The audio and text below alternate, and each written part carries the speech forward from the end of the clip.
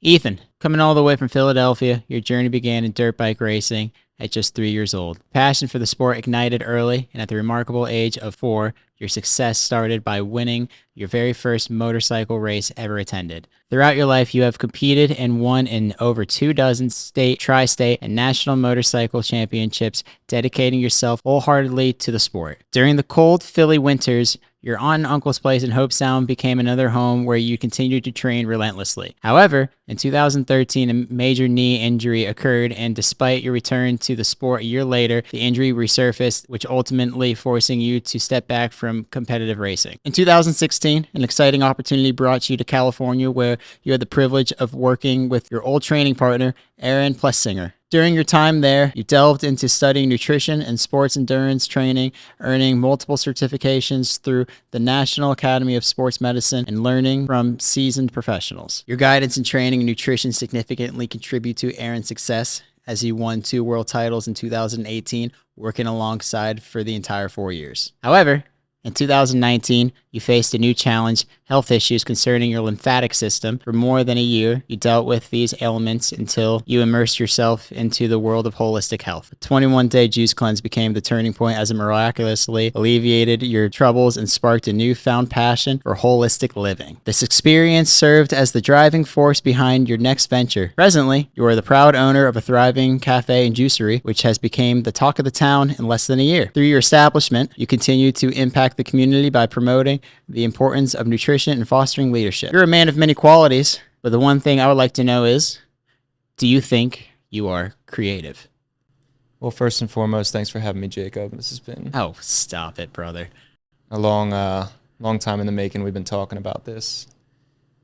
When I think of creativity, I think that there's many avenues and facets, but I think art comes to mind at first, and I would say no, in that sense, I'm not creative.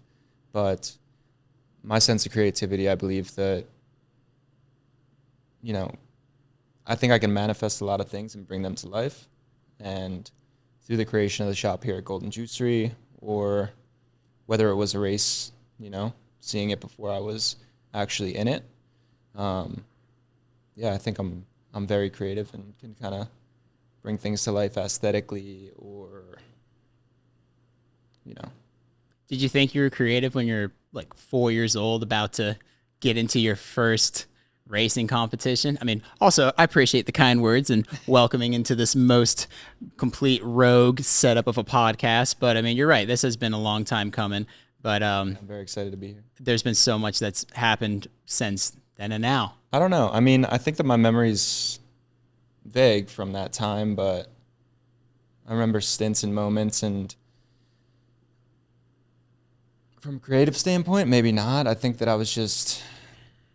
my parents found a niche that I fell into at a young age, and, tying it way back before even my time, my grandfather, his name was Steve Saltzman, he was an enduro racer. So most, I feel like when people think motorsports, they think of manly sport, but my mom was actually the first person to put me on a bike. Oh, shit. When I was 3, yeah. And so she entered me in my first competition. My dad wasn't really even in the picture with the racing side of things at this point, but she took me up to the Poconos and entered me in my first competition. He came along, and that's kind of where like the fire was born. So was there a reason why she put you on a bike at such a young age, or? Well, so racing was prominent in my mom's side of the family, right, from her dad, and then her and her sister rode. So I think that that's just like what they gravitated to when they were younger, and that's what sparked the flame for me to hop on 2 wheels and ultimately just for it to consume my entire life. So you jumped on the bike at 3 years old? Yes. And then your first competition was at 4 years old? 4 years old. And you won? And I won. Take me through that process. How was that like? I mean, I'm trying to think, when I was 4 years old, you're like barely in kindergarten, I think. Yeah. And you're starting your career. Right. So my parents, I was born and raised just outside of Philadelphia in Bucks County, Pennsylvania. My dad had or currently has, my parents still reside in Pennsylvania, a house with about 1.5 acres on it. And so it was a little bit more readily accessible for me to, I mean, when you're 4, that's a big piece of property now. You can't do much with it. Yeah. But at the time, it was, it was all I knew. And my earliest memories was just getting on a dirt bike or, riding BMX with my buddies in the neighborhood. It was just anything two wheels. And that was more important to me than anything. And as time went and went on and on, my father became involved, and then we started to like do it right. Like when I was showing up at my first events, I was just in like Timberlands and, you know, jeans and, a helmet with dirty goggles. But Did you stand out, or was it just kind of that's how it Yeah, was? I definitely looked like- Was it that like that at that the word age? around for most people to understand around here would be the kook. Yeah. Most definitely. But even with kids that were in full sets a year and stuff like that, and we were kind of just showing up rogue. I mean, my mom was throwing a XR50 in the back of her minivan. Oh my God. Yeah.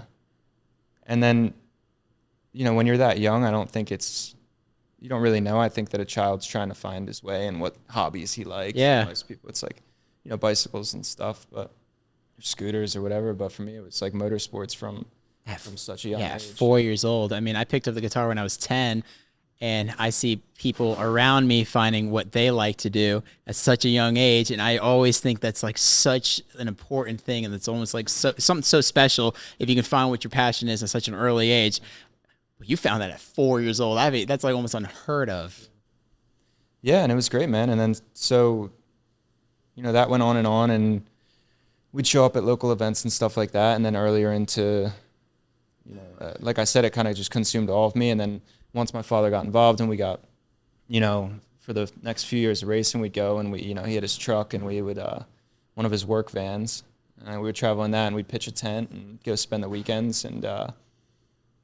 And then that, when I was in my early teens, that transformed. Then we got a trailer, and then I started to, and it was crazy too because I was pretty good. Yeah. Right? So I was winning a lot, and I was doing well, and would do some tri-state and Pennsylvania State Championship series, and I was winning them. And I think naturally the next step when your child has a niche for it, if you're able to, we started to race at a national level, and my dad would bust his ass during the week. He'd check out on Friday, and we would go travel, up and down the East Coast, whether it was Georgia, North Carolina, South Carolina, Indiana, to the circuit that we followed. And the spark and the flame, the passion never fizzled out. I mean, from Never. 4 years old to being 18, 19, when you're nationally competing and you were still hungry for it and you were still loving the lifestyle, all balls to the everything wall. about it. That's incredible. Everything. Yeah.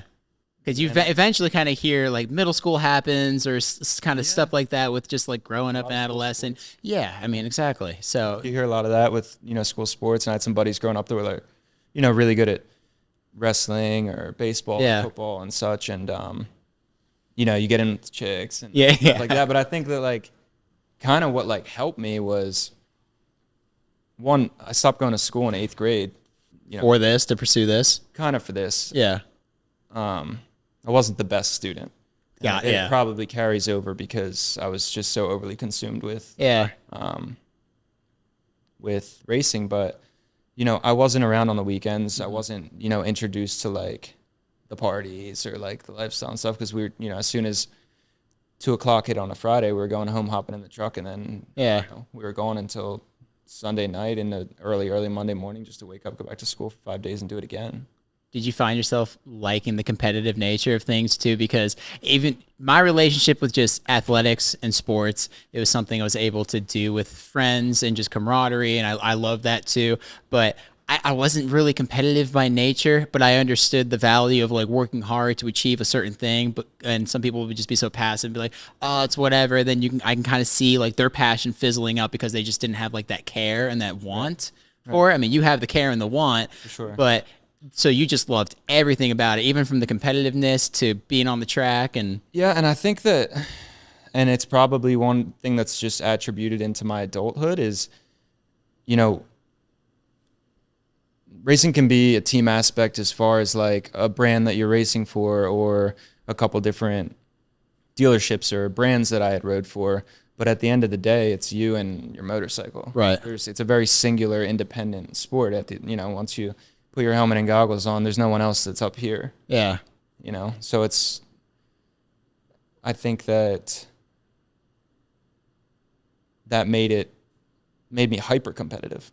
okay. Yeah. Yeah. So And well, I you couldn't. you And realize that. yeah, and I just feel like and I don't know if I had a lot of weight on my shoulders from it because, it was very, I don't think a lot of, top athletes in that sport come out of Pennsylvania because half the year it's cold and snowy, Right. right? So I think that probably pressure from me and pressure from everything kind of like enhanced the hyper competitiveness. And I've just, I think it's a little bit of a blessing and a curse sometimes, Yeah. but I'll lean more towards the blessing because, being good at a young age is something I really don't like to lose. Mm-hmm. And, now into my adulthood, I think with business and with, even running down Beach Road, I'll see someone a couple shower heads ahead of me and I'm just like, Yeah. Yeah. Yeah.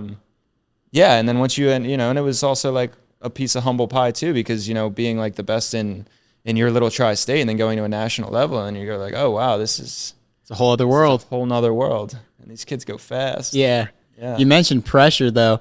Did you feel like you were putting pressure on yourself, or did you feel any sort of uncomfortable pressure? Because I mean, the whole cheesy quote of what pressure builds diamonds or produces diamonds, and then I've heard C Bum say like about like pressure being a privilege in a sense too, because I feel like it's almost like that hyper awareness that you have to have, and that's kind of what separates from good to great. Sure. But in another sense, if you don't really know what to do with this pressure and these emotions that are kind of coming in, it's overwhelming, especially if you're starting your career as early as you are. Right. So how was your relationship with pressure? It was good. I don't think, if I have to compliment my father on one thing, is he never added pressure to me.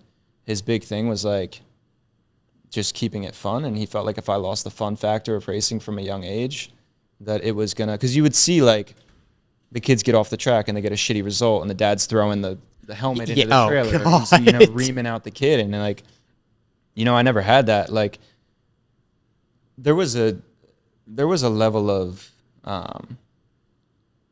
I think my pressure came from me, but I also think that it helped me enjoy the process of it more, especially when things got very competitive, because he wasn't like the dickhead dad at the track, for lack of better words, or like the one that's reaming out. And like some kids thrive in that, but it's funny, almost like circling back to what you said earlier, is a lot of kids that did get burnt out or fizzle out of it was kids that, had that. Where it's like they're getting harped on if they don't perform, if they don't win, and they're shit. You know? So him making it fun, but also like, you got to show up. There's a famous story, and I might be butchering this, but when Tiger Woods was super young, going to the golf courses, I think he was going to compete, and he forgot his clubs, and I think he was like 5 years old or something. Maybe it was there, or maybe it was some sort of event.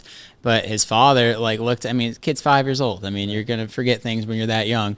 And father's like, well, this is your fault, and kind of made it apparent like this is like your mistake, sort of thing. So having the difference between like a coaching dad and like a father to a son sort of moment too. It seems like you had quite a nice balance of I think that. We had a balance. It seemed like your communication was very clear with each other too. Yeah, for sure. Because as soon as it didn't get fun, he's like, why are we even going? Yeah. And it's just like,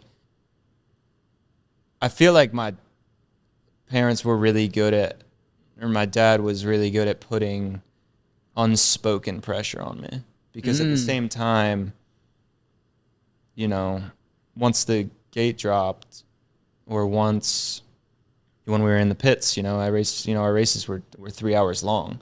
So we come in for a pit stop and stuff. It's all business. There's no like, hope you're having fun out there, buddy. Yeah. It's like, hey, he's 25 seconds out. You better get that money. Yeah. But that's where my mindset was at too. That's awesome. And that's all I wanted. And, I remember 2011 I won the Grand National championship, and it was a back-to-back weekend in Tennessee, Loretta Lynn's Ranch, and I had to win both events to win the whole series. It's a 13-round series. It's based off a point system, and whoever has the most points, best result, most amount of points accumulated over 13 rounds, wins the championship. And so there was this guy Tyson that I was racing against, and I had to beat him both races.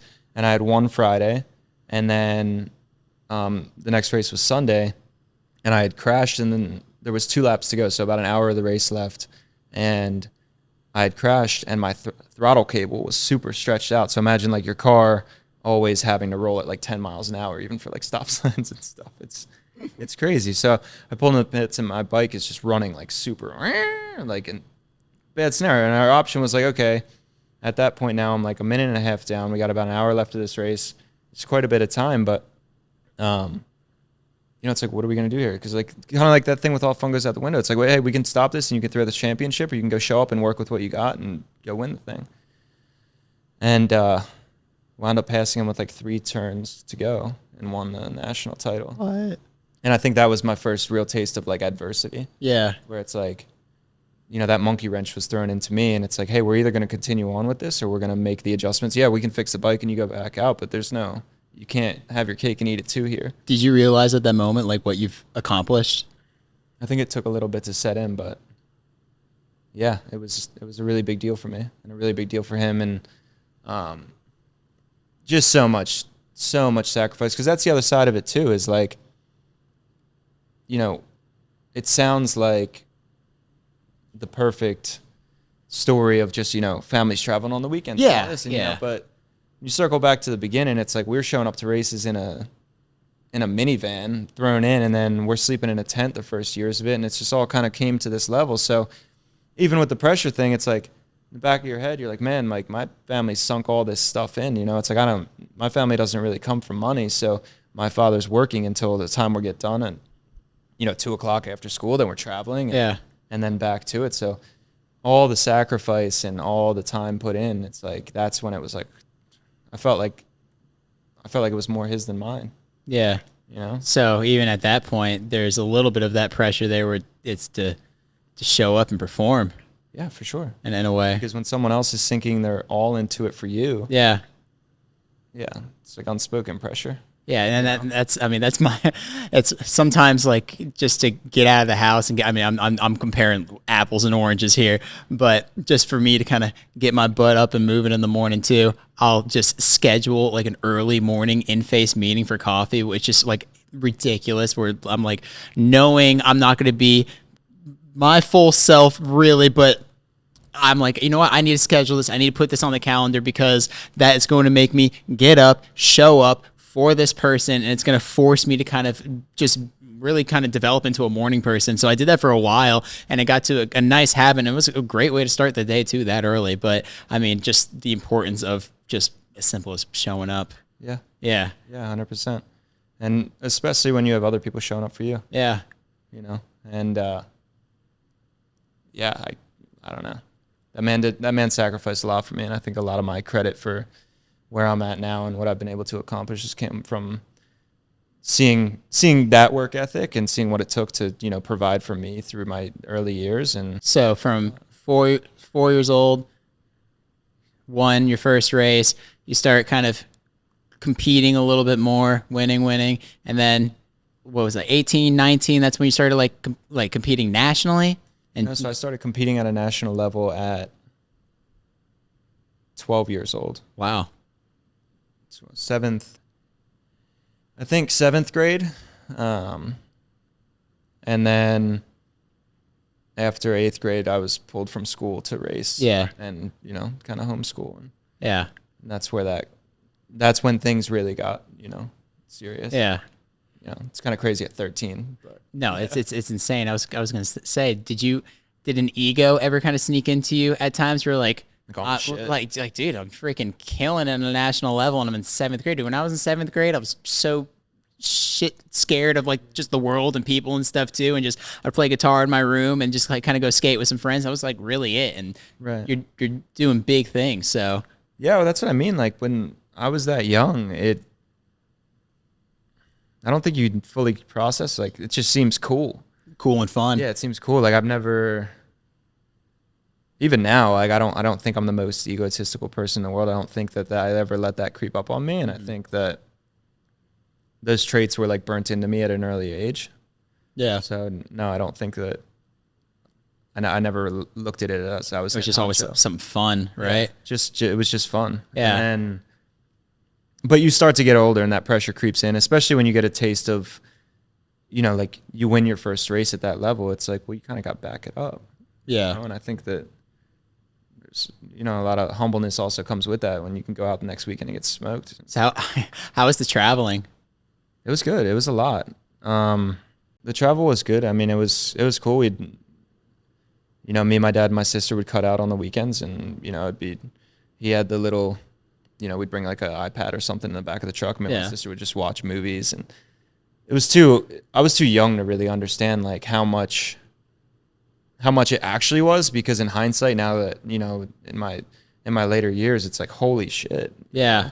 Because he was, my dad was working full time and still managing to take us up and down the East Coast. I mean, we might have a race in Georgia that we leave Thursday night for, get there, Friday evening to set up, race, break down, then right back home. So it was always kind of like, it's like a strike mission, right? Like you're heading there, but there's not a lot of time to like. Yeah, no, I can relate that just being a musician, where it's like you'll travel X amount of hours across the world, the state, just to play a set for 30 minutes, and then you come right back home, or you try to fill in the gaps. Either way, but I mean, consider like A to B. I mean, I enjoyed it. I enjoyed the states that we traveled to. Yeah. I think that my favorite place to race was Florida. Yeah. And part of that reason was because when racing got more serious for me and I was pulled from school, when the winter months got cold up north, I would come and live with my aunt and uncle in Hobe Sound. And that's what kind of ties me to this whole area. So for about, I guess, 6 seasons until I stopped racing, I would cut out from back home in like August or September, I guess. So what somewhere in that range, and I would go back up north in like March. What years did you start coming down here? Like 2008? 8? Okay. Probably 2008. I would guess. Yeah. Yeah. 2008. Like a lifetime ago. Dude, we were in 8th grade. Because, essentially, we're essentially the same age, I believe. Yeah, we're really close in birthdays, actually. I think we're like a couple weeks. Yeah. So, 2008, and then 2011, you win in that championship. Yeah. And then 2008, 2011. And then from 2011 to 2013. Yep. That's when you kind of come through your knee injury. Yes. That completely didn't wipe you. The first one didn't wipe you out, right? The first one did wipe me out. Okay. So, what exactly happened? Yeah. So I was down here. Well, at the time, I would come down here to my uncle's, but my buddy Aaron, who I wound up working for after racing, after all this, I would, his dad had a place in Georgia called Paradise Off-Road Park. So I was staying there a couple months for 2 years. And ultimately, when I'm going all over here with this time frame. Dude, you've lived quite the life, so Yeah, so when I was 16 years old, I got my driver's license. Okay. I moved to Georgia, and I was staying at my buddy Aaron's father's place. He owned a riding park called Paradise Off-Road Park. Mm-hmm. So I moved there. I don't know if you remember, there was a hurricane a few years earlier, and they had they manufactured like thousands and thousands and thousands of these like white FEMA trailers. Okay. Because I believe it was New Orleans, maybe it was just wiped out. Yeah, I'm trying to. It wasn't Katrina, was it? No, it might have been Katrina. I can't even remember that timeline. So it was a long ways ago. But anyway, so I wound up, going down there, and I worked it out with them. I was, so I wanted to move here. Mm-hmm. Aaron, he lived there full time at the time. Me and him raced the same class. It was awesome having another buddy to train with and work with through the week. So I wound up doing property maintenance and track maintenance for Paradise Off-Road Park, and then I wound up buying one of those FEMA trailers to live in. So I'm 16 years old, living in Macon, Georgia, which is, I don't know if you've ever been to Macon, but there's nothing much, right? So you're like 30 minutes from your local grocery store. Okay. Right, so there's like... Trailer park living, dude. That's sick. Trailer park living, but there was only 2 trailers on the property. It's about 250 acres. And a FEMA trailer. In a FEMA trailer. So yeah, it's very anticlimactic, but that's, I mean, we were doing what we loved, right? So, and I was chasing the dream. Yeah. So I wound up, I living at Paradise Off-Road Park for almost 2 years, and still splitting my time between there and my uncle's down here in South Florida.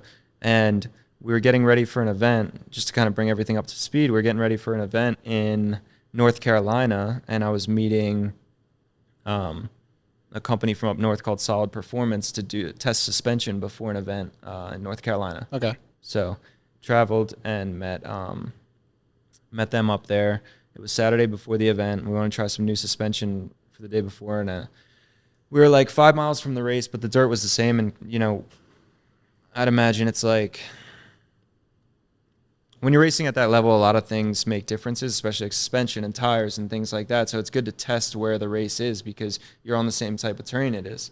So I was on my practice bike and doing some laps where it was at, or doing some laps around where we were testing, and I jumped on my race bike, and I think I got pretty comfortable on the bike that I was on, but hopped on my race bike. We had switched suspension. Those bikes don't operate the same way. And I think that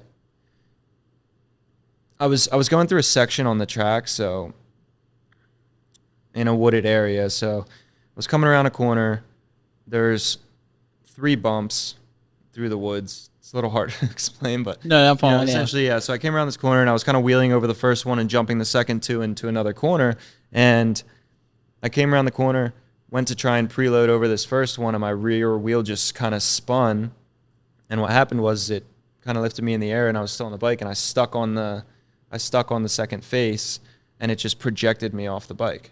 Probably like 20-ish miles an hour or whatever. Oh my God. Which, when you're in a wooded area and you go flying through the air at 20 miles an hour, it's whatever you hit. Yeah. Yeah. So I essentially was like ejected off the motorcycle and flying through the air, and I caught a tree with the outside of my left knee. And luckily, I guess it doesn't make a difference at this point, but luckily the tree was a little dry rotted, and it did break in half. But when it broke it's hard to say at this point, because if the tree was solid, maybe I would have just broken my bones. Mm-hmm. But the tree broke, and my ankle had hit my left hip, so fully from fully up, and I tore every ligament inside my left knee and killed the top of my tibia and bottom of my femur. So I tore my ACL and PCL across here, tore my patella tendon, tore my MCL, and from when my leg came up and hit, it killed the bottom of my femur and top of my tibia. Oh my God. Yeah. Not good. So did you black out, or were you pretty conscious at that point? I mean, that just... Yeah, I think that I was shocked, and it was crazy too, because I was in carbon fiber knee braces. Okay. And it broke them in half. Oh. So I think essentially just the impact was so heavy that it just fully, whatever was in its way was breaking. Yeah. So I'm probably a quarter to a half a mile from where the trucks were. So what happened, you do a lap, come back, they change some clickers on the bike to try and, adjust it to what feels best. So there wasn't much, you're alone. Like no one's going to hear you from that far. And that was what, I think that was my first thought was like, fuck, like, 1, this is bad, but 2, I'm alone, and like screaming's not going to get me out. So I think that just my adrenaline being super high had brought me to, be like, all right, you have to get up and ride back, And so you got up and rode back? Whew. So I got up and rode back to the trucks. And I don't know, ligaments are different. Like if you break a bone, and it's very like prevalent. The only thing I've done was like sprain that same ankle from playing basketball twice, and it sucked. So I couldn't even imagine. Yeah. So like I've broken a lot of bones in my body, and it's much more obvious that those are. And you got to think too, I'm in pants and knee braces and big ass boots, and I don't really know what's going on down there, but I know something's wrong. Right. So get back to the truck and wind up riding out, going back to the truck. I'm like, dude, this is not good. So took off my gear, my knee was like the size of a volleyball, Yeah. And It's black and blue and all that too. it was just huge and red. It was ginormous.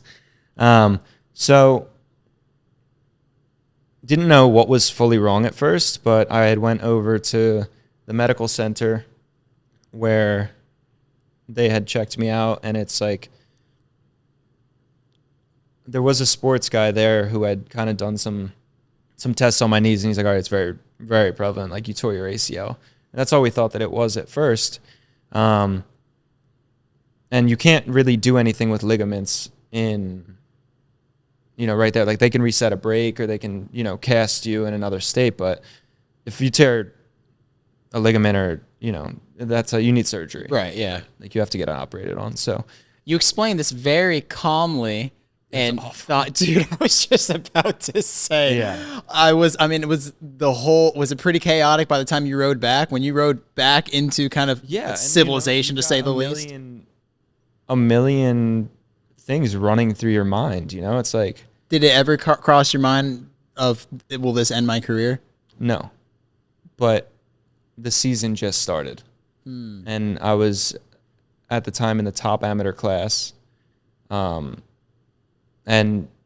it's like a moment that you work your entire life for, and it just gets kind of stripped from you. So my mindset at the time is like, I'm not racing tomorrow, and I think that just that and being young and full of adrenaline, and I was like, shit, dude, like, is this going to work? And we tried to stick it out. So I went, and we wound up going to the event and stayed the night and iced it and all this. And it was very evident very quickly, like, you're not... Iced it, took some ibuprofen. Yeah, I was going to say, this sound... So we stayed, and then the next morning we had cut out, driven back to Pennsylvania, because there was no point of staying in North Carolina because there's nothing you can do for that. So I'm going to need to get home and see some real specialists. Yeah. So I wound up taking we took like the 14-hour drive back. My friend at the time had driven my van back to PA for me because I was meeting my dad at the races at this point because we didn't live together anymore. He was in PA. He would come down and we'd meet. And a friend drove with me back and got checked out. And then the prognosis was, you blew your entire knee out. God. And that's when, like, it was like, shit, this isn't good. Yeah, you don't even hear much of blowing your entire knee out. No, the only thing I didn't tear was my LCL. Okay. Yeah. So there's one ligament that was intact. It was because that didn't get pulled on this way, so everything went left. Yeah. Huh. This one from here stayed. So they went home, found out the bad news, and okay, the season's over. We're going to go in, take care of the MCL first, which is on the outside of your knee, and that one's only a 3-month recovery. The other ones take 12. So went in, the doctor didn't want to do the 4 that were torn at the time, so he just took care of the MCL, and then we're going to wait 2 months, and we're going to go and do the ACL and PCL, because the problem is when you tear your PCL, which is what holds the movement in the back of your knee, kind of keeps it upright, you have to be in a straight brace for 5 months. And did you know kind of just general anatomy education before suffering these injuries? Because, I mean, you explain it well. Yeah. No, this is all just from first-hand experience. Oh, Lord have mercy. But yeah. So, and I didn't think that it was over at the time. Mm-hmm. And so we went in, we took care of the MCL. I went to the Rothman Institute. It was the orthopedic surgeon for the Philadelphia Eagles. So I was with a really good doctor up there, and went in, took care of that. And there was probably a 12-month lapse here. So took care of the MCL, went in, did the ACL and PCL. There's nothing really you can do for those bones, because when you hit them that hard and they kind of have bones show up white on an X-ray, they'll be black. Just from, if you hit them hard enough, there's not really any bring in that back. So they'll never heal. So we went in, took care of those two, and did the full recovery, did proper PT, everything about that, and then tried to revisit the next season. So I went down to the second race in Georgia. The series always started in Florida, but that we figured that would be too rough for me because it's so rough and whooped out and sandy. So I entered in Georgia, and second lap, clipped my leg on a root, and I just felt like a pop. And it was such a familiar feeling. And from the first injury, that felt realer than the first one, because I'm like, I hadn't had a 12 or 13 month lapse in riding a motorcycle since I was born. Yeah. Right. So it's like, do all the proper training, do all this. I'm on crutches for 6 months, Yeah. and then rehabilitation and everything. And then revisiting to race again, and that happening, I was like, you gotta be fucking kidding me. That probably messed with your psyche That even was the more. worst feeling in the world. I mean, the first injury, practically being ejected from the bike, Yeah. and then compared to this, we're just hearing that. Yeah. It's like, you just know, I knew exactly what it was as soon as it was. I was like, I just tore my ACL again. And then, but I had been injured before, but I had never had ligament injuries. Yeah. They're a lot more, they're a lot worse. Like, I tell people, even to this day, because of how much it's still lingering, you know, I'm 28 years old and I need a knee replacement. It's like not. Yeah, no, not bad. at all. Yeah. And I've broken bones. You know, I broke my right ankle, tibia. I broke my back twice. All from riding? All from riding, all from racing. I tore my rotator cuff in my right shoulder. There's the laundry list goes on. But once we started messing with the ligaments and such, it was it became like shit got real, you know, because I broke my femur when I was 13 in my left leg. Mm-hmm. And that, it's like, I put you in a hard cast for 4 months. Cool. Everything's reset. Cool. You're back to it. Yeah. Like, bones heal. Mm-hmm.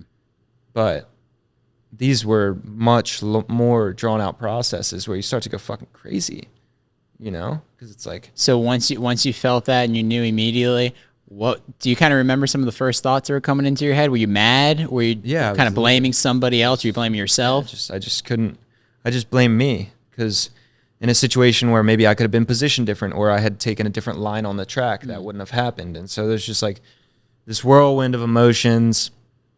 I knew what it was, so I went back to the truck and I told my dad, I said, yeah, I just wrecked my knee again. He's like, are you sure? And I'm like, yeah, let's load up. Time to go. And that was like the longest car ride home in my life. Because that's the thing, is like, my entire life from the first injury changed. I was living in Georgia. Yeah. And moved back home to my parents. That's crazy. I moved out at 16, and I was back in the house at 18.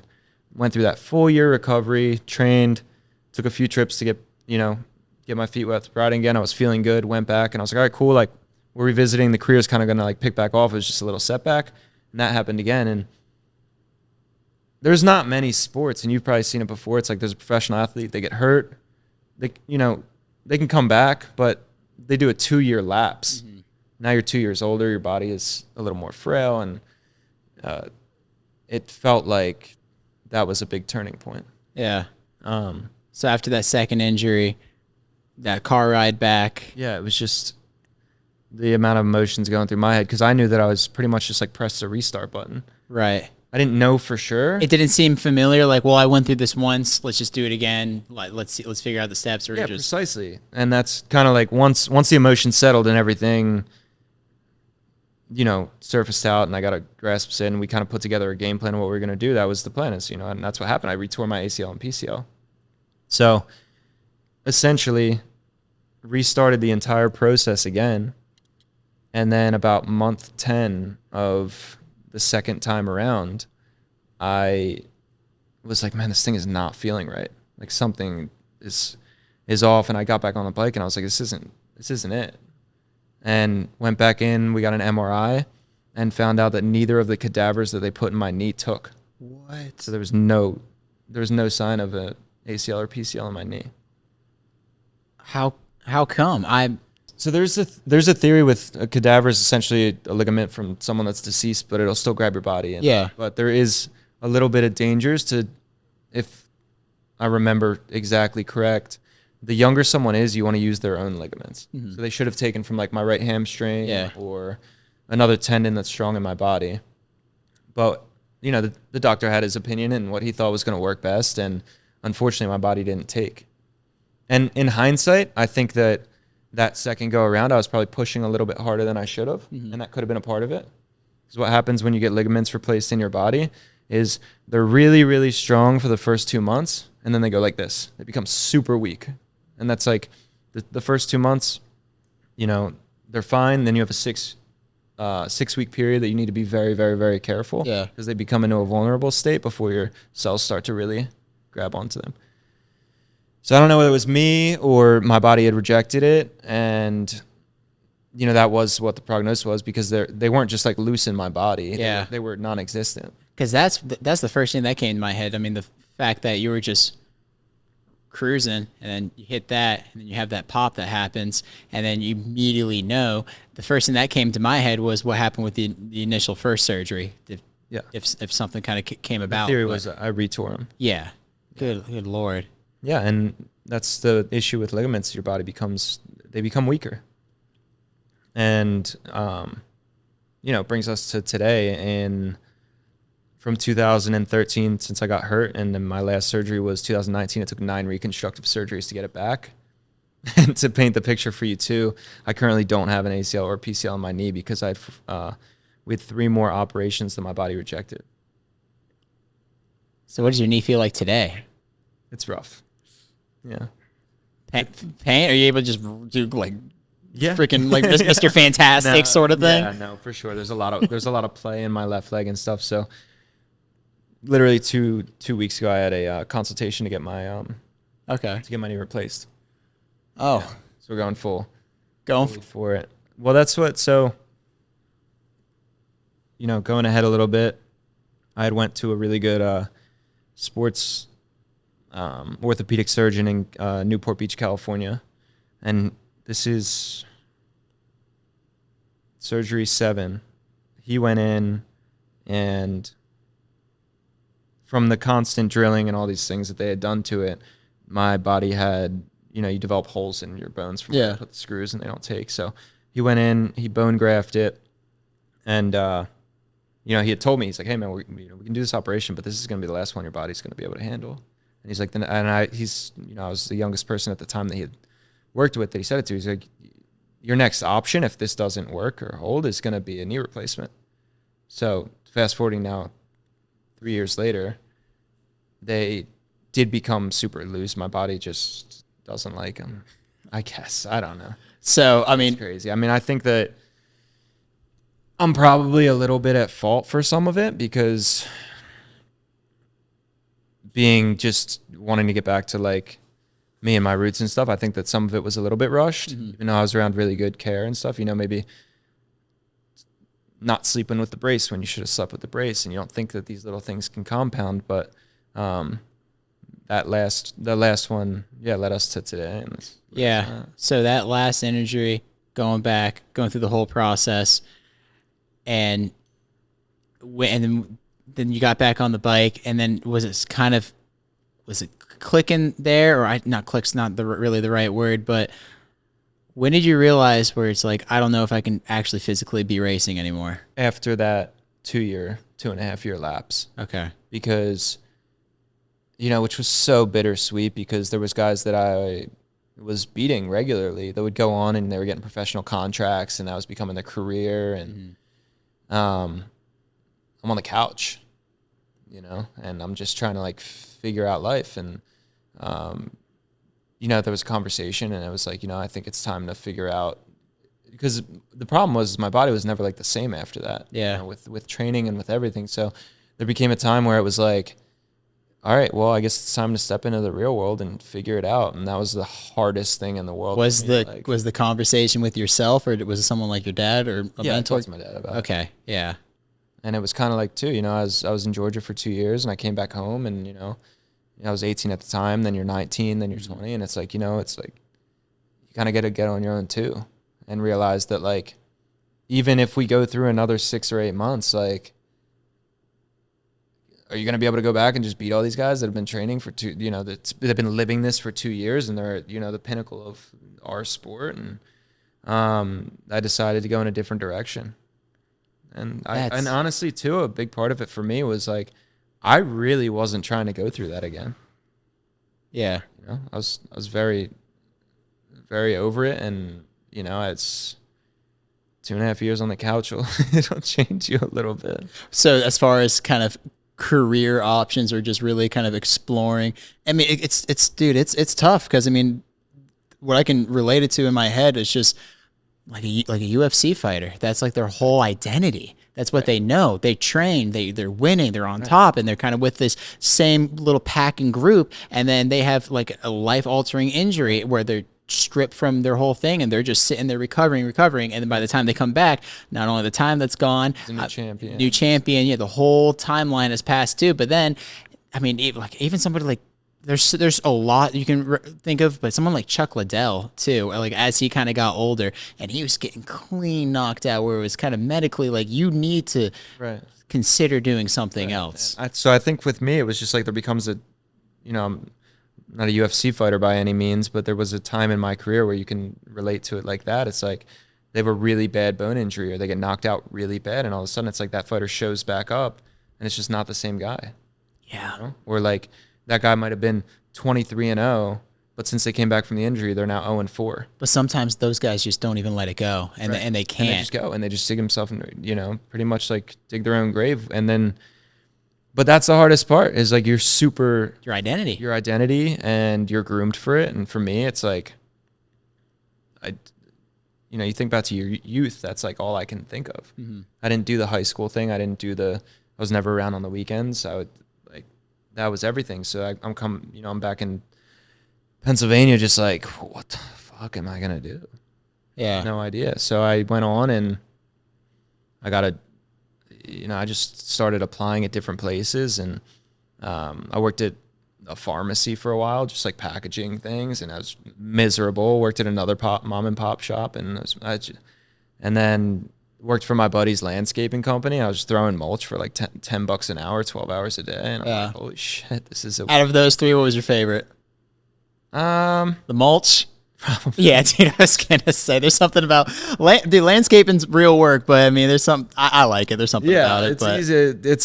It's good that like I knew what work was because I was very physically active before, but that's something else, man. Those blue collar guys. Yeah, no, dude, for real. I mean, between that and just boxing stuff too. I mean, were you kind of planning something in your head? Were you trying to think of like the next 5 moves, or were you even trying to think of like how to get miserable? Were you even? Oh man, Was there ever a thought in your head of like how can I get back even into the world?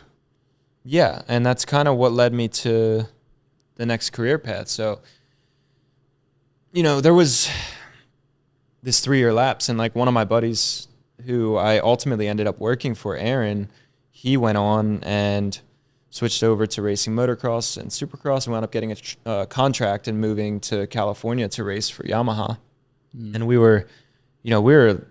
met when we were probably, 14, 15 years old, and we were just glued to the hip, like best friends.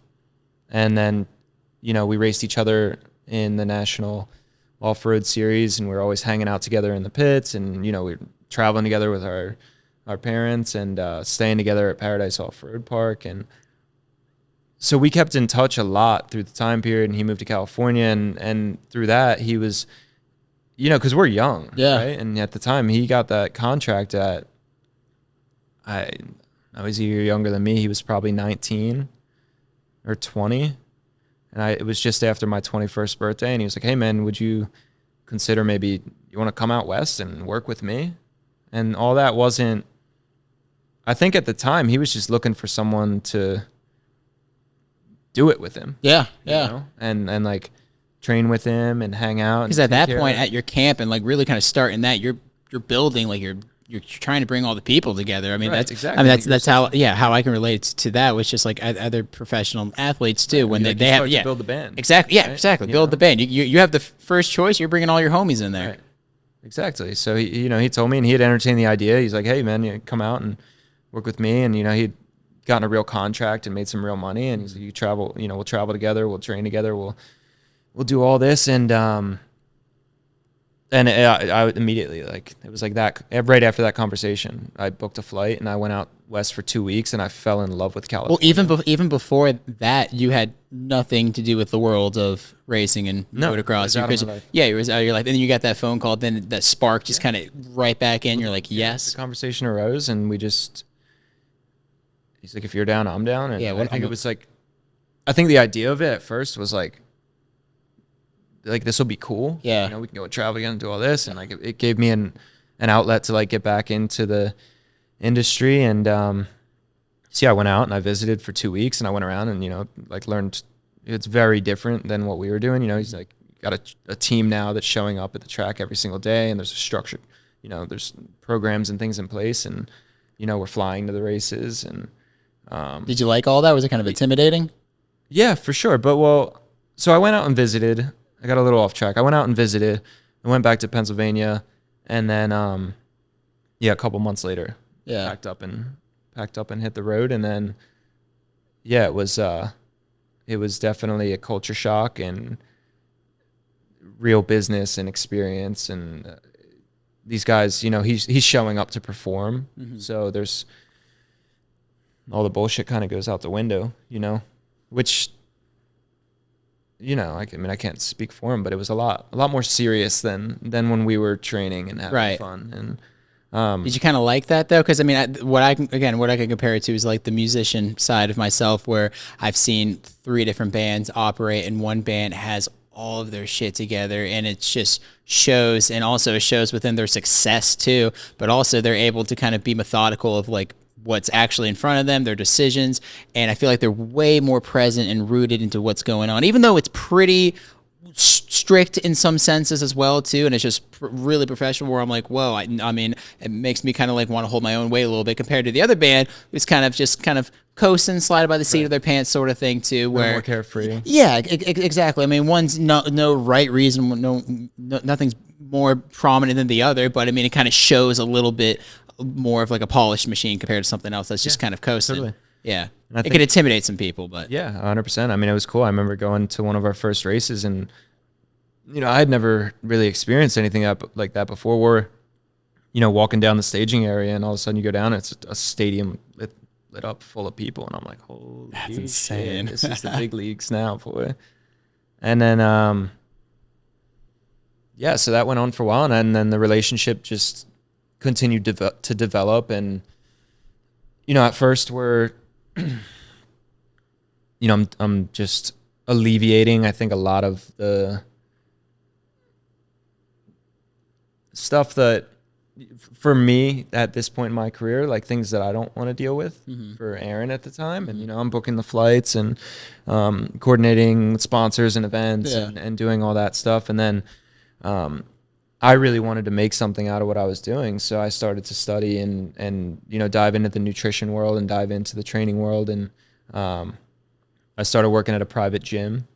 So your call even out to California, just kind of working the team, it's just whatever needs to be done, do it and stuff, and then kind of on your own merit to bring more value. I was brought on as like full man friend. Yeah. Okay. Yeah. Full man friend. Yeah. Bring all the homies in. Let's do this sort of thing. Like, yeah. It's like the right hand. Man, right. Yeah. Right. So it's like anything that was, you know, I took care of a lot of the bullshit, but also was there, and, you know, we were training together, and I was doing all the food and the meals and the meal prep, and making sure that like the X's and the O's and the boxes were checked so that he could show up on the weekends.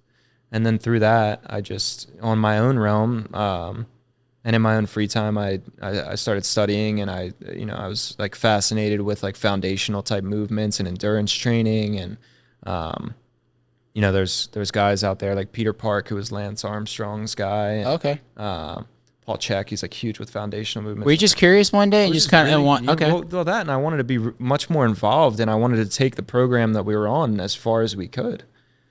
So, you know, through that, and I got a couple certifications, and I started working at this gym called the W Training Facility. It was a private gym sponsored with, you know, like the top tier monster athletes, and, you know, all the professional like skateboarders and BMXers and motorcycle athletes, and all these guys that were, you know, at the pinnacle of their careers would train there. So it was cool. And I got in there and started doing like a lot of youth development classes, and then working with like the top tier athletes. And it was cool, like bringing it full circle, because I was an off-road racer.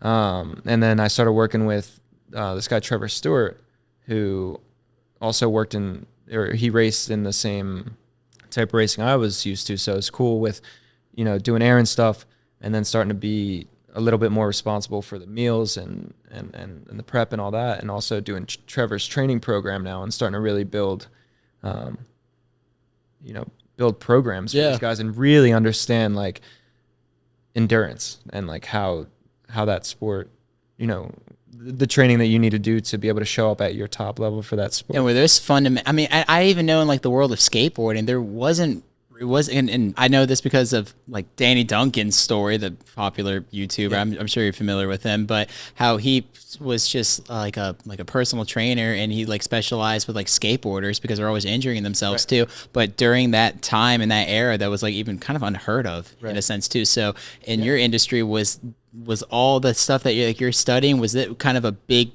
part of that foundation? It was very catered towards, like, that's why I was saying I became very obsessed with that type of training and those types of movements, and really like the grounding work and the foundationals for how we move, and like focusing, you know, not just trying to like, you know, biceps don't really win races. Yeah, right? yeah. So like, you know, really understanding like the knees and the joints and the hips, and understanding how, you know, our back, and you know, just really understand the anatomy and the, you know. So no preacher curls and just no preacher curls in 21. Yeah.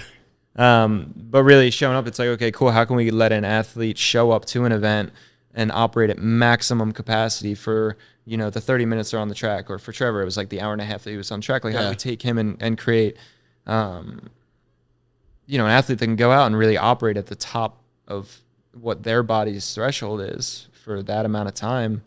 And, yeah, and I became fascinated with it. And that's what I went on to do. And it was cool because, you know, 2018 with Aaron winning the AMA Supercross and Motocross World Championship, and then Trevor also won his entire, I think it was called the NEPG.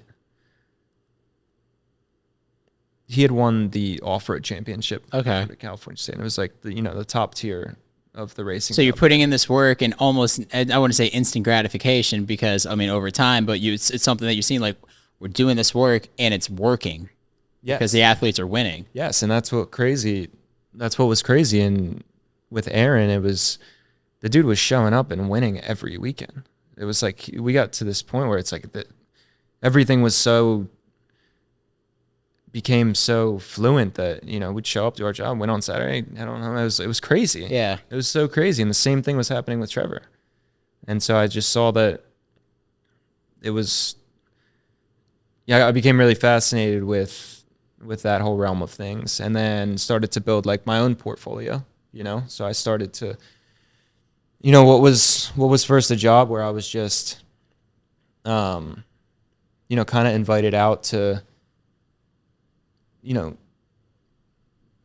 do this with someone and help them and all that. I started to work with like, you know, a bunch of other riders and a bunch of other athletes out in California at the W, and wound up started to, you know, one of the biggest assets to my roster was a guy named Brian Frank. He owns Hammer Nutrition. They're based out of Montana, which the Golden Juicery van was the Hammer Nutrition van. How sick. It's funny. Everything went full circle. Damn, that is full circle. Yeah, but Brian owns a super clean supplement company, and I had a deal worked out with Brian where anyone that was under my roster of athletes would be sponsored by Hammer Nutrition and provided with their products. He had a really clean, he has a really clean line of products, and he specializes in endurance athletes as well. So it was cool to have that relationship and also have a guy to lean on that had 30, 40 years of experience, and he focused on endurance athletes. So whether it was motocross and supercross was at like the lower tier level, he was working with professional triathletes and professional marathon runners and guys that would, you know, crush the balls and, you know, just like crazy. Yeah. You know, so he had worked and had years and years of endurance experience. And to be able to add that to my roster of, or, you know, to my toolbox, if you will, it really, really helped, because if there was any issue that we're, you know, if like we had an athlete that like couldn't hold zone 4 for more than, you know, I'd lean on Brian and be like, hey, look, like this is what we're experiencing, what's going on, yada, yada. And, you know, just immense. I was such a sponge with Brian. Dude, that's, I was just about to say, it's not only your confidence in decisions, but the way you say things and actually put them into action and to do them. But At any time did you have, I mean, people call it imposter syndrome, but at any time where like you're talking to kind of like these big deals kind of going on, these performing athletes, things and like relationships are really starting to connect, at any point in your head where you're just like, am I even cut out for this? Or like, is some issue going to arise, like something like my knee? I mean, the fact that you've been in this industry practically since you were walking and born, I mean, that kind of plays a big role. But like when I talk to musicians, I feel a certain way because that's music is so much out of me. But there's also that little creep of doubt and insecurity that comes into my head where I'm like, well, I don't really know too much about music theory like these guys, or I'm not really where I'm in my career compared to these guys, sort of thing. So I don't know if you could have ever had that, or you were just somebody that was just able to look forward and. Dude, I just really trusted the people that I attached myself to, you know? Yeah. And I knew that we were putting in the work. Yeah. So if we're doing the right things, we were putting in the work, and we had, you know, the proper people to lean on, like Brian, where it's like, hey, like X, Y, and Z aren't working. You'd be like, okay, cool. Like, seen this before. 1, 2, 3, boom, we implement that and it works. So having someone that like knew their stuff, not only that, but they had the resume and the accomplishments to back it up. Yeah. From guys they've worked with. So he had seen it all before. I mean, some people can't even recognize, though, that a well-oiled machine, great communication too, trust on both sides, being able to absorb that too, is developing a badass system that's working too. Some people don't realize the value in that sometimes until it's not there anymore. No, and it's crazy. And I mean, that's like, even it's super prevalent in my life now. Yeah, that's what I was about to say. I like all these little building blocks too. I mean, we've known each other for probably like a handful of years at this point now, even before the birth of this. And you've always kind of had this demeanor. You've always kind of had this cadence and stuff too. And it's really interesting. And even more stories that you share with me, it's more shit that I find out too. Yeah. Even making this little bio in the beginning that kind of learned, it was pretty interesting. But it was cool. And thank you. Yeah, dude. No. No, it was cool. I mean, I just truly believe that, like, through hard work and through showing up and putting the right systems in place, like, if you're doing all the right things, like, something good's going to come of it. And that's what was happening then. And so, yeah, fast forward a little bit with the timeline. It's like, you know, we were there. Aaron had gotten a contract, his 450 contract. So he graduated from the 250 class where he won those championships. Graduated, and then he had the opportunity to move to Tallahassee, is where Yamaha at the time had moved their, their training. And he had a partner there, or a teammate, Justin Barsha, who had a piece of property in Tallahassee, and they, want to link up and train together and stuff. So we took the whole compound there, which was tough for me because at the time I was working with Trevor and, a handful of other guys in California. And, I'm like, shit, like, you're kind of established. Yeah, I'm like you're established there too. And it's crazy in hindsight, but like, the idea, I was just like, we'll start this together. We'll finish it together. Yeah. So loyalty. Yeah. Well, so I came with Aaron to Tallahassee and wound up working with him through that 450 season, and then wound up, my relationship grew with Hammer Nutrition. And I saw that as a little bit of an outlet for me to kind of work my way out, because full transparency, I mean, I think we were over, I was so immersed in it, and it was some of the best years of my youth, but I felt like I was living a little vicariously through someone else. And that was tough because, and don't get me wrong, like, every part of it was incredible, but I was just like, man, like, it's not your life. It's not my life. And also too, I felt like not in a different realm, in a different type of racing, it could have been me on the other side. And so I felt like that started to kind of like, I felt like it kind of started to, I don't even know what the right word is for it, but it just started to feel different. Yeah. And life changes, and we're getting older, and we're figuring out. I'm like, okay, cool. I'm becoming established here. And so after the 2019 series, Motocross series had ended, me and Aaron had went our separate ways. No bad blood, no anything like that. I think it was just time for, he'd gotten married and had his first son. And oh, that's what's up. Yeah, it was incredible for him. But it was kind of time where it's like, what started with that relationship was kind of time And especially that too, because it's tough when you're faced with decisions like that. What's the best decision for yourself? Yes. And exactly making that action. So if I make this decision and I leave that on the table, is it going to mess anything up? Is it going to kind of create something else that's not even supposed to be there? Well, that, and also I started to realize that my career was only as long as another man's. Wow. Yeah. And for me, it was, okay, what if,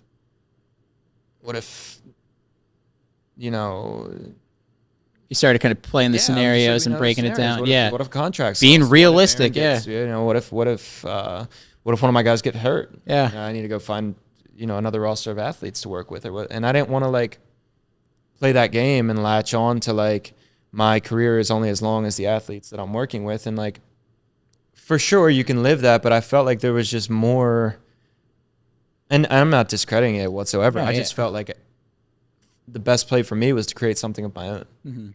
And yeah, and that's a, yeah, and those are the exact decisions that some people can't really make for themselves, but they think about it and they're like, you know what, because I'm comfortable where I'm at, and that's kind of comfort corrupts us all eventually in a way if you allow it to. Right. But I mean, it's so much easier to kind of be comfortable in these decisions and kind of almost have like this pipe dream of what's going on over here. So even with that being said, you kind of have like you developed a whole other kind of side of nutrition, working with athletes, really understanding that. And when you guys went your separate ways and you started kind of working with Hammer Nutrition a little bit more. Exactly. So I was already, real quick, can I pee? Yeah. Good. Cut pee break. This episode is sponsored by Golden Juicery. I always describe you to people as, even though he's my age, holy fuck, he's lived quite the life. Yes. But being able to kind of be all over the place. I'm trying to think. So in Tallahassee, me and Aaron go our separate ways. Kept my relationship, and I wound up working for Hammer Nutrition full time. So went on full time with Hammer Nutrition. I was their motorsports manager. So all of our sponsored athletes, I took care of all their stuff, all their orders, making sure they were fueled for their events. I was building programs for their endurance athletes, and then also I was working with their triathletes and doing their triathlete events, stuff like that. So I started going to Ironmans. Oh, yeah, dude, nice. So he had me. So in Claremont, Florida, just west of Orlando, is kind of like the mecca for motorsports on the East Coast. Mm-hmm. So yeah, I had moved there. I moved to Groveland, Florida. A lot of moving in the past couple of years. Damn, yeah. Yeah, I moved to Groveland, Florida, and working with some guys over there, and then COVID hit, and that was shut everything down. But so the last 6 months that I was living in California, I started to develop, like, all my lymph nodes were enlarged, and I didn't understand why or what, and then partnered with the lymphatic issue that I was dealing with, so I had a ton of pain in my manhood. Oh. Yes. So, and it was strange because I knew that, you know, through my own knowledge, like, you know, our lymphatic system is essentially like the oiled machine that runs our body. Yeah. If those things aren't clogged, like something's wrong. Mm-hmm. And it become an issue because there was no pain, but my lymph system was noticeable through here was like marbles. Oh, damn. All through my jawline, down my left side of my neck, in my armpits, in my groin. And I also had this partnered issue with it where I had this constant dull pain that would get better and worse in, you know, my testicles. Yeah. Oh. So I didn't know what was wrong. So backtracking a little bit, I flew back to Pennsylvania to address it because I went to a doctor out there and they were like, you need to go see your practitioner because this is not good. I went home, got some blood work done, couldn't figure out what the issue was. They were telling me that I had developed a series of allergies. And I was like, okay, like, did you think that was like BS when you heard that? Yeah, 100%. I was gonna say 100%. And I think cancer has been super, super prevalent in my family. My father had stage 4 throat cancer. I lost my grandfather, you know, going back, the person who brought racing into the family. He died when I was like 2 years old from cancer. Grandmother passed away last year from cancer. So that scared the shit out of me because I watched, which was a crazy thing too. In hindsight, looking back on racing, my dad, when he had stage 4 throat cancer, was checking himself out of the hospital to take me racing on the weekends. Did you have any idea that he was kind of? I wasn't allowed to go see him in the hospital, but I knew that something was wrong and it wasn't. So when those issues started to come up with me, I was like, but after they told you it's maybe allergies, you're like, that's BS. And then I was like, there's no chance, right? Because like this is like I know what I'm feeling and I know what I'm seeing and I know my body is off. Yeah, and at that point you're educated enough. Yeah, something is wrong. Yeah. Right. So I went back out west, kind of rode that out, changed up the diet, changed up a little bit of the surroundings with my sensitivities that I came having, and nothing was changing. And then in the realm of this, we moved to Florida. Okay. Kind of bringing things full circle. We moved to Florida, saw a couple more doctors. There was, we're really having a hard time addressing the root of the issue here. And then they wanted me to go and check in and start doing, these full body scans and figuring out like what the alternative was and what the action was going to be to alleviate this. And then it, comes to the conversations start coming up of, are we going to go this route? And I'm just like thinking like, and dude, I remember them putting a needle in my arm in Pennsylvania and starting to do these scans on my body and just bawling my eyes out because I thought I was going to die. Yeah. I'm like, 24 years old, dealing with this, watched it fully deteriorate my father. Thank God that he's with us today. But like, lost the sense of taste, lost the sense of smell, like lost the hair, the whole nine. And I'm like, this isn't it for me. And so I started, researching the holistic doctors and such, and came across a Dr. Patrick Delves, and he had, when you get like hyper fixed on something, you're like, I'll figure out. Yeah. You freaking will just keep going, like keep down going, the rabbit keep hole. going. Dude. So I'm like down the rabbit hole, and it's, probably like 2-3 in the morning. And I'm trying to figure this out, and then I find this 21-day mucusless diet, and essentially, it, things that really attack our body. It all begins with mucus. So if you can flush your body from mucus, you can, it'll really detox your body from a cellular level, which won't let things live in it. So essentially, greens for 21 days. And I was like, that's crazy. And like, even now here, people think that that's crazy. Yeah, right? yeah. And you tell them, but so is it greens for 21 days or green juice? Juice. Green juice. Just okay. juice. Just juice. Green. And there was no, and essentially the idea is that it clean one, there's nothing going on internally. Okay. So your body's not fighting to process anything at all, from a food standpoint. So it's not overworking the engine, which is kind of like bringing your car to the mechanic shop. Like it's got to stay there. So the idea is we're going to put most things that are used to like working at a halt, and then these are going to go through, and you're going to, hyper introduce your body to nutrients, and it's just going to work through and do its course. And I was at a point where I was like, I didn't know what other option to take, but I knew that the next step for me was going to be the traditional, doctor route, which just terrified me. So I was willing to take any course of action necessary.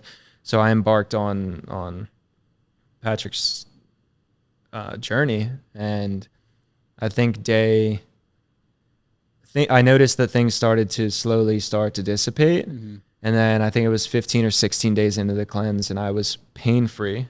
Wow. And everything that was just went away. So vanished. 21-day green juice cleanse. Was day 2 like sucking pretty bad? Because I've heard people that do juice cleanses that like in the beginning they're like, this is horrible, but then right at the end they're like, I am so glad I did that, because I know Giovanna, I think was one. Yeah, he just did a 5-day cleanse. Yeah.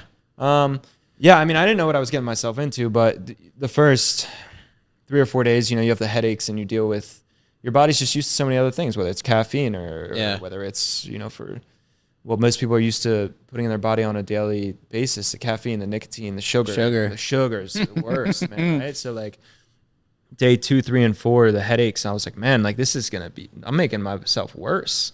At any time where you're like, I'm not into this anymore. No, I'm done. You're like, I'm going to stick this out. Okay. This, I'm going to run through this program and see how it is. And then, man, after day 5, like you don't want food no more. Really? My energy is just through the roof. Really? Like, everything just, wow. Once my body had adapted and my stomach had shrunk and my, I think I lost like 27 pounds. Yeah. Along the course of the 3 weeks. Not only that, but everything, all the issues that I was dealing with had just vanished. How were you doing the juice though? Were you juicing it yourself? Juicing at home. Okay. Yep. So everything was coming from the house. Yeah. It was just shopping. I'd go and get organic produce, bring it back to the house, juice it, and then that's all I was consuming. And that was your first introduction to kind of just juicing and... Yeah, well, when we were in California, everyone, I'd get like my wheatgrass or turmeric shot or ginger shot with an acai bowl or something, but I'd never But it's different when you bring the operation in your home. So I'd never really juiced before. And, yeah, man, 2 weeks in, I was like, holy shit, I've never felt so good in my entire life. My energy was through the roof. All the while, too, I'm still doing all the training. Yeah. Because, like, this is Aaron's training partner. Yeah. Doing that. So I'm still on the program with them while I'm on this program. And I was sold. And that was, like, the birth of Golden in my mind. Because the way that had made me feel, I was like, I want to share this with the rest of the world. I was just about to say, when you find something good, sometimes most people have this personality where it's like, this is something good, I have to share it. I mean, the episode I just had before you was with my buddy Anthony, who just experienced horrible back pain through just, as he calls it, kind of ego lifting in the gym, putting a little too much weight and then just blowing his back out and then just trying to figure out what the hell is wrong with my spine and how can I rehabilitate it. And then as he was kind of on this like self-interest journey of rehabilitating his back, he's like, this is something good, I need to share. And that's what he's just been blowing up TikTok and social media stuff of just back rehab tips and whatnot. But no, and that, what year was that kind of doing the juice? 2019. Yeah, I mean... Yes, that was late 2019, like just end of, I guess, summer. And in my eyes, I feel like juice was really kind of introduced in that sense, but it was more of just like... It was a little fugazi. Yeah, but it was also like a treat. Like, hey, let's spend some time outside, then have like a juice. Not really realizing like this is going to benefit you and really change your life if you allow it to. Right, 100%. And I didn't know that either. Yeah. And then so I went through the program and I came out the other side and I was like, holy moly, man. And, I went back and got done these tests and everything that I was dealing with left. And it's crazy because, you would hear the stories about, these holistic doctors like, Dr. Sebi, for instance, who, his theory was that he could cure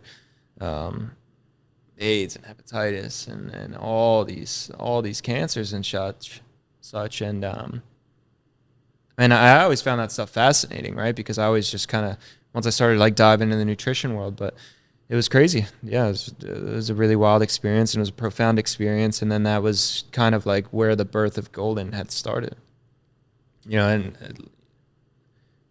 3 years before this place was. Yeah, that's what I was about to say. So you're at the tail end of it. You're feeling good, and you're like, this is something I want to share. This is something I want to get out. So I know immediately you were like, I'm going to start my own juice cafe and juicery sort of thing, or maybe that was. Yeah. I mean, so it had, at the time it was just an idea, and I saw it. I was like, and all I had really known was like, I want to share this with other people. Yeah. And then I don't know, man. I've always had this issue with Ethan where I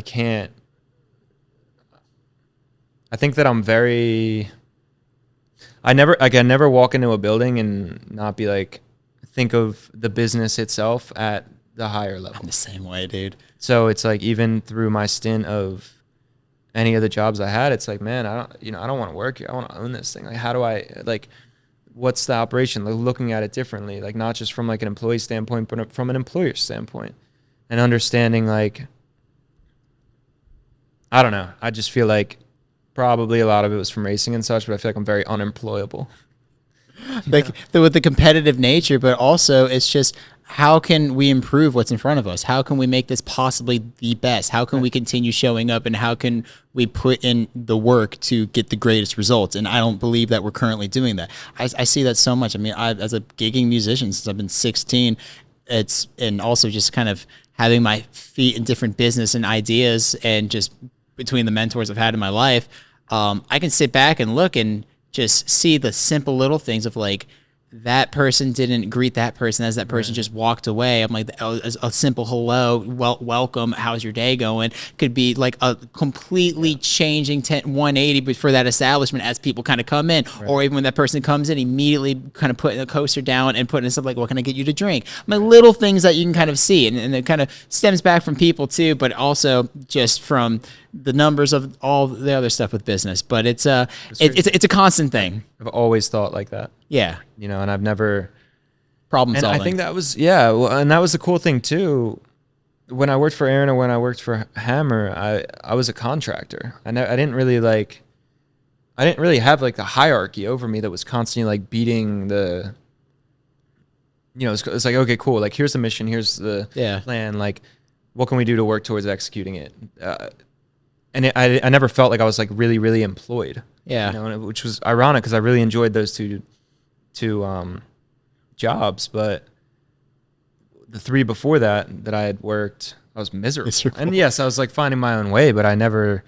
You knew that's not what you wanted to do. I do not belong here. Yeah.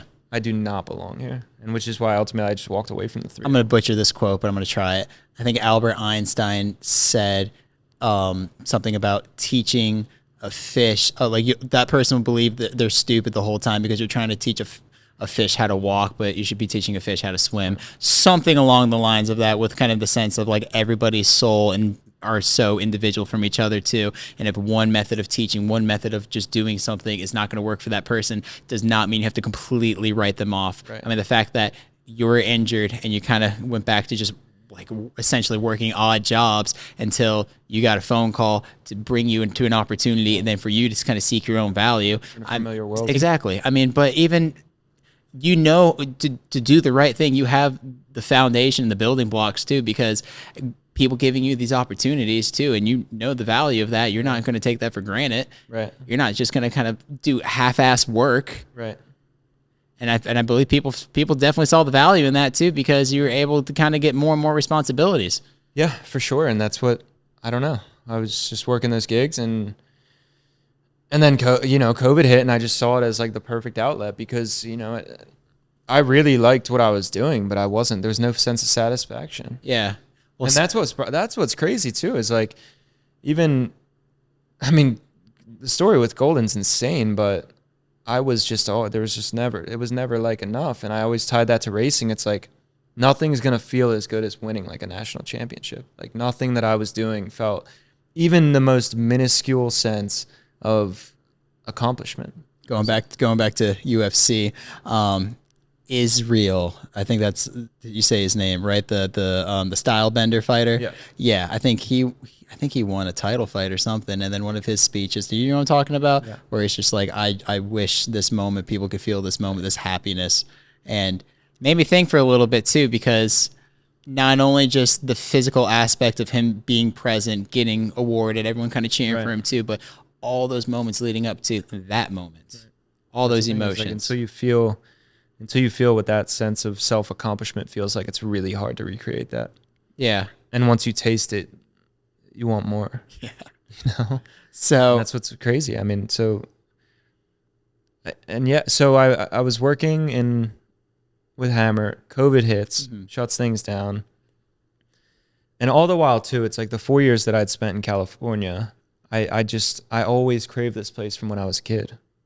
Like, I wanted to be in this bubble, because I'd come down and I'd stay at my uncle's, and I just like, we'd be up here in Jupiter, and we'd be at the beach, or we'd be at the high dive down the road, and this place always felt like home, over Pennsylvania, over Georgia, over Cali, like everywhere. It just like, I always wanted to be here. And I think like, I really like the slow moving pace, and I really like how we operate here. And I truly believe we live on paradise. Like, this is paradise on earth to me.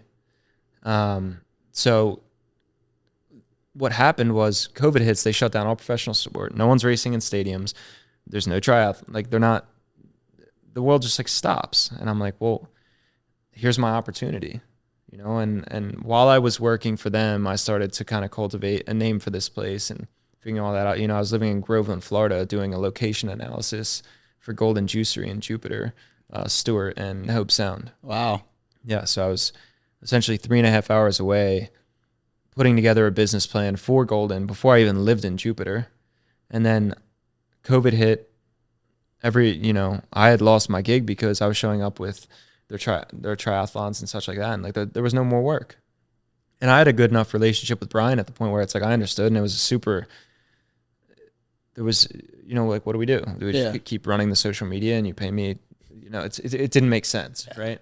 And they were super cool about it, which is where like, the van that's now the Golden van, like they've given that to me as a severance and stuff. So it's super amazing. Cool. And I rewrapped it for Golden, but I moved here and I lived with a couple friends out in California, throughout the years there that had bartended. And so my mindset, like I knew like the world that I was living in shut down, but this place didn't really shut down. No, like it that, did. Right? Yeah. Which is beautiful. But where am I going to go and make the most amount of money to supplement my income until I can get this thing off the ground? Mm-hmm. So I was living in Groveland. COVID hit. I have that conversation with Brian.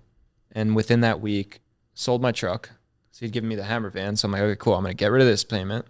And then I drove down the following day. I applied at every restaurant on the water in Jupiter, from Twisted Tuna in Stewart to some restaurants down here on the water, all the way down in Palm Beach Gardens. And I got a call back the following week from Lenient Guanabanas.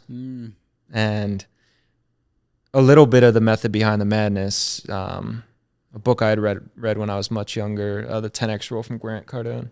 Okay. And he says, if you want to work in an industry or you want to start a business, I'm going to botch this. If you want to start a business in a specific industry, you need to go work in that industry. Mm-hmm. So my idea was where can I make the most amount of money, but also learn the back end of restaurants and operations and SOPs and, really like figuring out like the inventory and how this all stuff works, and how things look, how they're stored, how do people come, the whole nine. And I've always been good with people, but it's different when you're a forward-facing business. Mm-hmm. So get the call from Lenient Iguanas. It's like, and bluffed my way into telling them that I knew how to bartend. We all do. My buddy in California, Anthony, who I was living with, put him as the bar manager at ET's Classy Lounge that he works at. Put him on the resume for them to call and say that I've worked there. Yeah. But the mission was to get into a restaurant and also to not just get into a restaurant, but get into a job at a restaurant that is the highest paying. And that's what, bartenders and servers tend to make the most. And I had no experience. So I get a call to start, they had read the resume. They're like, yeah, we really need people. So we came down and, I drove down here, applied to all these, literally the same day I drove back to Groveland. This was just a strike mission to apply and then get back and start to work. She calls me, told me I got the job, within a week from there. I still have my house in Groveland, drove down here, signed a lease at an apartment. So I had 2 months up there and then, started working at Iguanas, and I would slowly work my stuff. Down from the house that I was living in. And dude, I just studied. I just studied and studied and studied. And then it got to a point where this place was ready to take off that I cut ties and 2 months later. At any point bartending, were they looking at you like, this dude doesn't know what he's doing? Yeah, I definitely had a couple like, I thought you bartended. Definitely when I had gotten my, because they interview you for your mixed drinks and stuff. Yeah. Dude, I'm on my way from Groveland, Florida, driving down here, watching YouTube videos. That's amazing. YouTube's incredible. YouTube videos on how to bar. Dude, I call it YouTube University. I've learned. Dude, right? That's what I'm saying. If YouTube University became a thing, they got freaking more money than God at that point. All they got to do is pay the top earning professors, develop these programs. You learn through these programs. You get a university at the end, and you get a little degree. Right. I learned everything about photography through that. I've learned everything about just branding and just understanding professional branding through that too. And on top of that, with the real world experience as well. I mean, because while that was going on, I was a full-time student in college, and the lady was trying to tell me how important Facebook ads were, but the book was from 2008. It was completely outdated. So it was Crazy. So I mean, any of my top hobbies is YouTube. yeah, right. Literally. I learned to bartend from like YouTube, guitar, surf, like anything. How to get better at running. Cool. That's all. Dude, yeah, right. Yeah. Oh my gosh, YouTube is the king. But Yes, I mean, sir. the fact that you know how to work, you're good with people. Yeah, well, I knew that I just needed my foot in the door. Yeah. Like but that was the crazy thing, dude. It was like coming from where I came to be put in a position like that. I got served humble pie Really? real quick. Well, yeah, I'd never worked in a place where there was authority like that. Yeah. So I'm coming in, and that's probably was at first like a little bit of ego for me. It's like, I come from managing, and working with professional athletes to bartending at a restaurant. And I think it's an incredible way of living. But at the time I had thought that, I'm not. I know. I just felt like this was going to be a lot easier than what I was doing. Okay. Yeah. Because I was, you're working for people that are paid to show up and perform for millions of dollars, right? Mm-hmm. And then to come in and take a back pedal, I was like, holy moly, like this is different. Yeah. It's very different. And and not only that, the restaurant industry can be very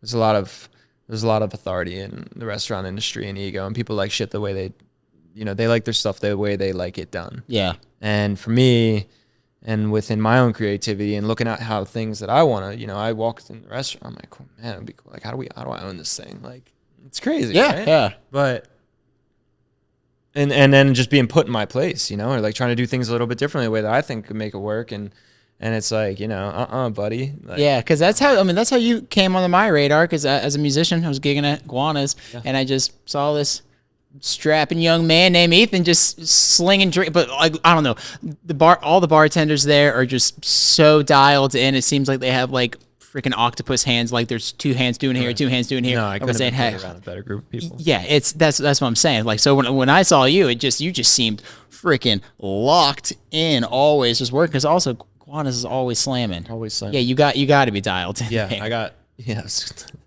I got pretty lucky being able to work there. Yeah. To get that call back, because there was like 15 other restaurants that I applied at. And you had, did you have any idea what Guanas was in the area? No. Yeah. So I was on my way. So I parked at Coral Cones to, next to Blue Line and walked to Grouper to apply there. Yeah. And I was parked across the street, from Guanas. I went back to my car after I'd filled out the application there. And I didn't know like what it was, because from the outside looking at Guanabanas, it's just a ton of really big trees, and they have that like little walkway and a little valet to the left. Like, to be completely honest, I didn't know it was a restaurant at first. And so I get back in my car and I type in, I go back to like the restaurant search on maps, and I see that this one's right across the street. And it was like my target list was like Grouper, and then I was on my way to Ralph's. Stand up. Dude. How much your life could have changed if Ralph's called you back? Because I think they flipped owners like twice since then too. Crazy difference. Wow, yeah. So I had and I still applied there. Yeah. Fuck yeah. But I was like, okay, I'll give this little place a shot, because like I didn't know what it was. Like I didn't know that Guanas, from like that little arch out front, that there was a whole nother spot that sat like 200 people in the whole kitchen and everything. So I just like, I'm walking through this little patio area, and I just see this little bar down on the right side. And at first I thought that was it. I didn't really, and I walk in, I'm like, holy shit, this place is huge. Yeah. Right. So I walk in, I get a resume or a application from the bar, fill one out, didn't see a manager or nothing. And I just went about my way, and they had wound up calling me back. And then, I put me on the schedule. I showed up for work, and I'm like, dude, this is an operation. And then that was just my entry to the restaurant industry. And how many years were you there? Almost 2. Okay. Yeah. And then I like to call it the leap of faith, where it's about like you're really about to embark into something. I mean, even for myself too, when I I guess it was just when I really started putting my nose down. I'm like, I'm not really going to do any sort of random jobs that doesn't really appease this of what I'm chasing, which is just creative endeavors, creative freedom, Right. creative independence, and I guess that was really my leap of faith of just learning to say no to certain things and only to say yes to these certain things. So having your leap of faith moment from kind of going to Iguanas where you're having a paycheck come in to Yeah, and in season 2, like I didn't realize. Oh, I didn't dude, in realize the season. difference. I'm like, wow, you guys make some coin here. yeah. But yeah, so I was just working there, and simultaneously while I was working on there, I was working on Golden the entire time and looking at different storefronts and trying to figure out like where I was going to put this thing, and through that lapse of time and looking at our location analysis for Golden and figuring out it's like, okay, Hobe Sound doesn't make sense. I wanted to put Golden Juicery in Hobe Sound because my family, my aunt and uncle are up there, but it just didn't make sense once we looked at it on paper. Between the demographic and the income, ratios and the household, all the medians and such, Jupiter made blew Hobe Sound and Stewart out of the water for a place to put a business. So landed here and, cultivating the menu and figuring out what we were going to do and looking at all the storefronts and such. And then I think I looked at like 7 or 8 different places in Jupiter, and then I came to the Bluffs and I just felt something like, I was like, this is it. Hell yeah. This is it. And it was crazy because I didn't know the area that well. I mean, from when I was younger, it's like I knew, okay, cool, like there's Beach Road and here's where we like eat here or whatever. But that's what I'm saying. I really started to like understand the area. Yeah, that's what I'm saying. Being born and raised here, and then when we crossed paths and just like us talking, I thought you were just someone who was born and raised here because you're very familiar with the area, but really you just were familiar with your way around the area. Right. You didn't really have kind of an essential idea of even really like what the Bluffs Plaza is and kind of like the amount of people that we even seeing walk by us right now. Right. No, and that was the crazy thing was like I looked at, like, there was 3 different places on Indiantown, and I looked at a place off PGA. I looked at a place off of Donald Ross and another one on Central. And this just, like, there was some weird feeling when I came to this plaza. And it was crazy, too, at the time because there was 6 vacant business storefronts here. Mm-hmm. So I looked at this one, and it made the most sense for me. And, I signed a lease in October 2021. And, I was on. I hit the ground running. Dude, hell yeah. And then now, fast forward to today, you're coming into your first year of business practically. 2 weeks. And it's all been good things, right? Yeah, I mean, it's a wild ride. I signed that lease in October. I was gonna say it's been all easy, right? Yeah, it's been nothing. It's been super simple. It's been freaking. It's nothing. Cake. It's been incredible. The process. I wanted to open. I signed the lease in October with the intention to open Golden Juicery in February of 22. Okay. I want to open it February 24th on my 28th birthday. My whole goal was like to get this thing off the ground by the time I was 28. Yeah. And I didn't wind up. We didn't open until August 11th because just there was still like the backpedaling from COVID and all these other things, and it was drawn out with permits and all these other things and all these other hurdles that I didn't even anticipate. I didn't know or have the experience to know, and I was a lot of things that I understood the business world and such, but I didn't understand like the whole other realm of like a build out and equipment and lead times and like cultivating vendor relationships and how long that process was going to take and things that were back ordered, so it took a lot longer than I thought. And then also too, it's like, when you sign a lease, you have a certain amount of time to open your business or you start having to pay. Yeah. So there was that whole hurdle too, but I think that we couldn't have opened at a better time because we were just about a month and a half from season hitting, so it gave us 6 weeks to like really figure it out. And as much as I understood from working over at Iguanas bartending, like I didn't have responsibilities like I do now. Yeah. So I had a base understanding of like, okay, cool, but like, did we turn that key to that door? And I'm like, all right, let's go. Yeah. I want to say that it was all all figured out. But Dude. it was a lot, and that's, it was stressful as heck, man.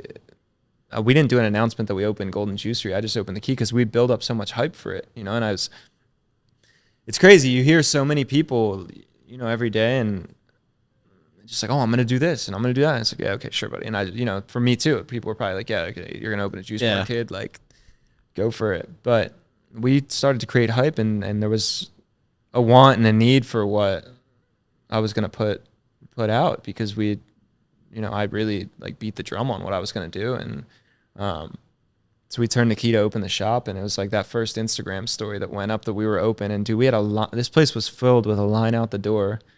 Our first day, second day, third day in business, and there was just so much to figure out. And so, dude, I remember our second day in business, you were here, we were trying to do a shoot with nothing negative. I was so stressed out. We didn't even wind up shooting. I went out, me and you were in the parking lot. I'm freaking crying behind the cars. I'm like, dude, what the fuck? The problem is you want something to be so perfect, and it's like this precious baby that you hold. Yeah. Like, my level of expectation for what this place was going to be. And then also too, it's like, I don't have like a huge team behind me, and I'm just like, I'm just, let's go for it. So having to figure it all out, and then creating, like, you want to talk about pressure, putting that pressure on yourself. It's like, dude, you're working on something for 2.5, 3 years, and all of a sudden it's game time, and you have to put a fire out here, you have to put a fire out there. Oh my God, the ticket times are longer than you think. And it's like, it was insane. Like this place now compared to last August is night and day. It's crazy though, because you're able to take a step back in crazy moments and understand where to pivot, who to pivot with, and how to just completely adjust certain things as macro and micro as possible. I mean, and just even getting to hear like your career where you were before to where it is now. And I mean, it really does make sense. And that's the thing too. I mean, there's so much more I even want to dissect with Golden Juicery and like even your first year kind of in business, but I was going to say I want to do it for another time, man, because I feel like there's so much more we can even unpack. I mean, that's the thing. I haven't even said this on any podcast episode yet, but I want to have you back sooner than later. Oh yeah. But for someone to listen to this episode from front to back, start to finish, what is one thing you'd want them to kind of know? It's something I like to ask everybody. One piece of advice. Is that a piece of advice, or really anything? Because taking your story from the initial question I asked you of like, do you think you're creative? And essentially you're like, well, creators make art. I don't really make art, but in a sense, you did kind of create art because you created your entire life. Right. Every decision, every action, every thought you put in your head, you put out into the world, you put into action, has been a creative act. Totally. Yeah, and I think it takes looking at it from a different lens to see it that way. But I don't know, man. I think that if you find something that you really, really care about, and that's a little bit, kind of like we talked about before, it's like finding that thing that gives you that sense of fulfillment. Until we opened the doors to this place, it took me 10 years to feel that feeling again. Wow. So once you figure out what that is, you need to just run it at full force, put the blinders on. Don't give a fuck what anyone thinks about what you're doing if you truly believe in what you're doing. And just dig, man. Grind. I mean, dude, you got to go for it, and you got to take the leap. Leafing the leap of faith. Take the leap of faith. I mean, for me, dude, even with Golden, right? It's like when I opened this thing up, man, it was like I jumped off the end of the pier with bricks attached to my ankles. And it's like you opened a business after COVID, or practically conceptualize it during COVID. COVID happened. You're like, how can I make an opportunity out of this while pursuing the passions? Yeah, I think that you just have to go for it, and you can't let outside opinions or outside influence to dictate the way that you move or your actions. And I think you need to be very careful about the people you're around and the moves that you make and the relationships that you cultivate. And, you know, you just got to believe in what you're doing and trust yourself and be open to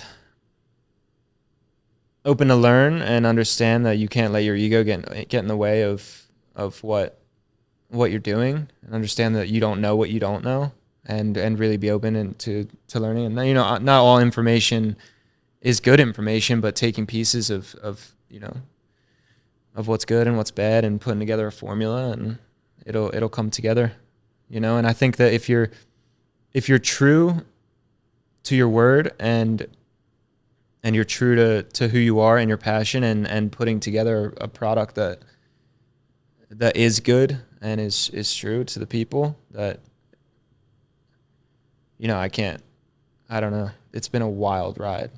Dude, exactly. That's why I don't even want to really cut it off here, but I know there's so much more to really dive into. Even like that moment where you kind of followed me into the parking lot as I was finished with my shoot, and you're like, yo, just give me 1 second. I'm like, what are you talking about? And I'm like, oh, it's, yeah, I'm like, you're just, I'm like, dude, it's okay.